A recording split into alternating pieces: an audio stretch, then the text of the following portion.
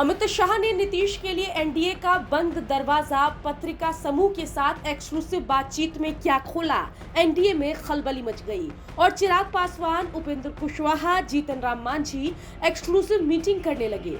आपको अगर हमारी बातों पर भरोसा नहीं हो रहा तो जरा ये तस्वीर देखिए।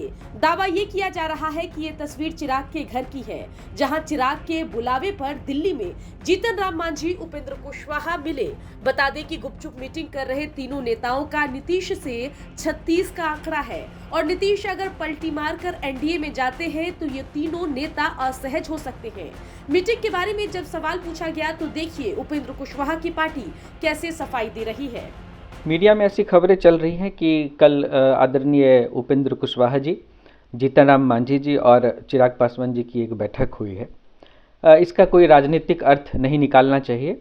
यह एक औपचारिक बैठक नहीं थी। ये मकर संक्रांति के उपलक्ष्य में तीनों ही नेता इकट्ठे हुए थे। फिर तीनों ही नेता को संयोगवश दिल्ली जाना था, तो चिराग जी ने चाय पर तीनों को ही, दोनों बाकी अन्य नेताओं को आमंत्रित किया और बस ये एक ऐसी ही बैठक थी जिसका कोई राजनीतिक अर्थ नहीं निकाला जाना चाहिए। इस गुपचुप मीटिंग पर बीजेपी क्या कह रही है, सुनिए।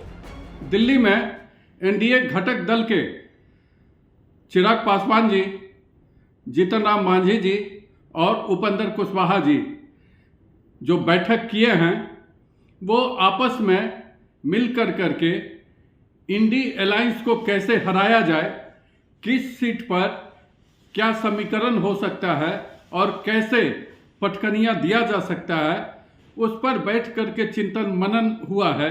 और फिर जब बीजेपी के साथ बैठक होगी तो उसमें जो इस बैठक का सारांश होगा उसको लेकर के ये लोग बैठेंगे और फिर एनडीए कैसे इंडी अलायंस को बिहार में 40 के 40 सीट पर पटखनियां दिया जाए, उस पर चर्चा होगी और काम थोड़ा आसान हो जाएगा। सीक्रेट मीटिंग पर पारस की पार्टी ने भी सवाल उठाया है।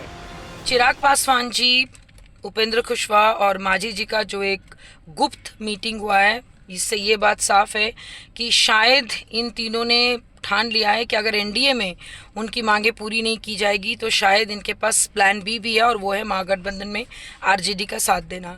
लेकिन मज़ेदार बात तो ये है कि कुछ दिन पहले चिराग जी अपना शक्ति प्रदर्शन करते हैं और आज अचानक दो नेताओं को लेकर वो बैठ जाते हैं और राम मंदिर के इनॉग्रेशन में तीनों में से किसी को न्योता नहीं मिलता है। लगता है कि उसी का खौफ होगा या शायद उन्होंने कुछ और प्लान कर रहे हैं और कोई बहुत बड़ी खिचड़ी पक रही है।